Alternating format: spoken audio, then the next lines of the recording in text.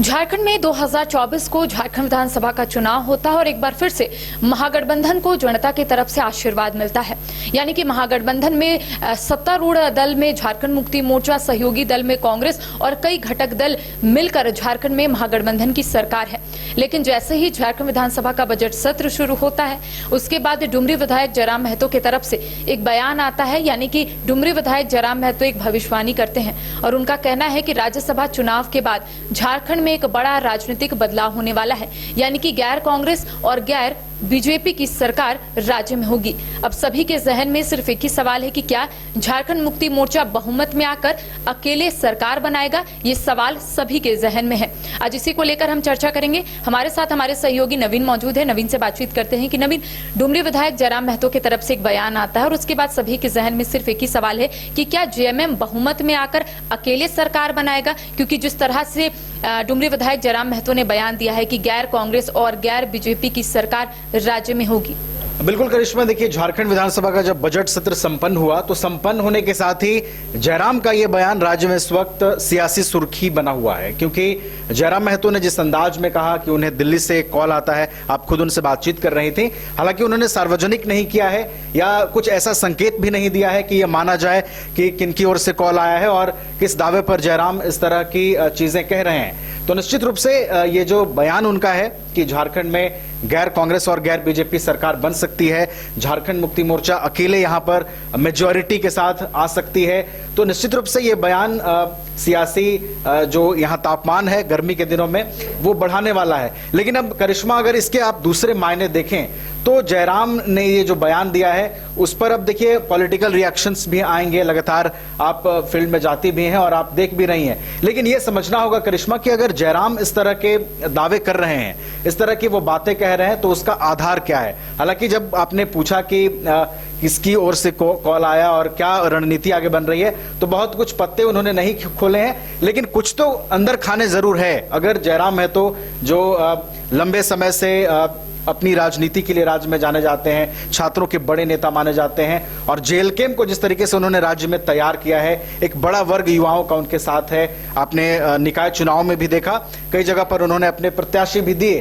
तो वो इस तरह का जब दावा कर रहे हैं तो निश्चित रूप से कोई रणनीति वैसी बन रही होगी, कोई वैसा राज्य में आगामी उनको योजना दिख रही होगी जिसके आधार पर वो ये बातें कह रहे हैं। जेल कैंप के जो सुप्रीमो है जयराम महतो, वो इस तरीके का बयान नहीं देते हैं, बचते हैं। लेकिन इस बार उन्होंने मीडिया के सामने एक बड़ा बयान दिया है। तो इसके मायने क्या हो सकते हैं? क्या सही में राज्यसभा चुनाव के बाद कुछ बड़ा फेरबदल हो सकता है झारखंड में? देखिए करिश्मा, राजनीति संभावनाओं का खेल है और जो भी बयान आते हैं उस बयान पर तो चर्चा होती है, जैसा कि हम लोग भी चर्चा कर रहे हैं। हालांकि उनकी बातों में कितना दम है ये तो खैर राज्यसभा चुनाव के बाद चीजें स्पष्ट होंगी।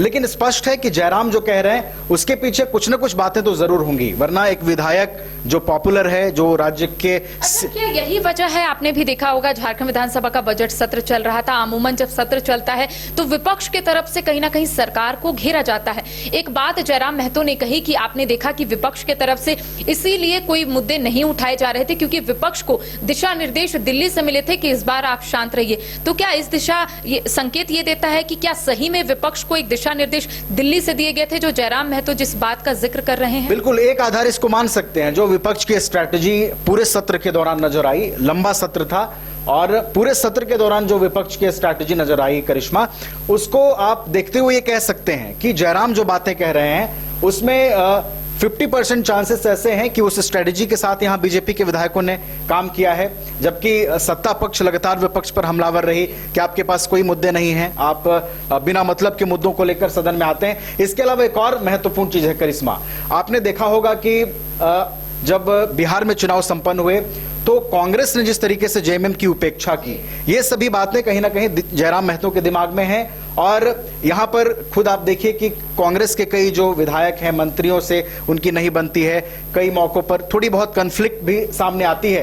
तो इन सब वजहों को भी दरकिनार नहीं किया जा सकता। उदाहरण सबसे बड़ा यही है कि नगर निकाय का चुनाव होता है और रांची में ही कांग्रेस समर्थित प्रत्याशी भी चुनावी मैदान में उतरते हैं मेयर के तौर पर, और इसके साथ ही जेएमएम के भी प्रत्याशी जो है वो चुनावी मैदान में उतरते। तो इससे हम कह सकते हैं कॉन्फ्लिक्ट जो है यहाँ पर दिख रहा है। बिल्कुल कई बातें हैं करिश्मा, निकाय चुनाव, इसके अलावा और भी कई राज्य विधानसभा चुनाव में फ्रेंडली फाइट, बिल्कुल फ्रेंडली फाइट, बिहार विधानसभा में जेएमएम की उपेक्षा होना जबकि कांग्रेस का यहां सत्ता में साझेदार होना, तो कई ऐसी चीजें हैं। और अगर आप सारी चीजों को एक साथ जोड़ेंगी तो जयराम की जो प्रेडिक्शन है, जयराम की जो बातें हैं, उन्होंने जो दावा किया है उसे इनकार नहीं किया जा सकता और राजनीतिक संभावनाओं का खेल है। एक आखिरी सवाल नवीन, चूंकि असम में विधानसभा का चुनाव है, जेएमएम जो है वहां पर भी किस्मत आजमाना चाहता है, कांग्रेस की तरफ से भी तैयारी पूरी की गई है, यानी कि 3 लिस्ट जो है कैंडिडेट के सामने आ गए हैं, लेकिन सवाल ये उठ रहे हैं कि क्या जेएमएम और कांग्रेस अलग अलग चुनाव लड़ेगा? यहां पर अगर महागठबंधन में है, सहयोगी दल में कांग्रेस है, तो क्या वहां पर भी साथ में मिलकर चुनाव लड़ेंगे? अगर नहीं लड़ते तो ये हम कह सकते हैं कि राजनीति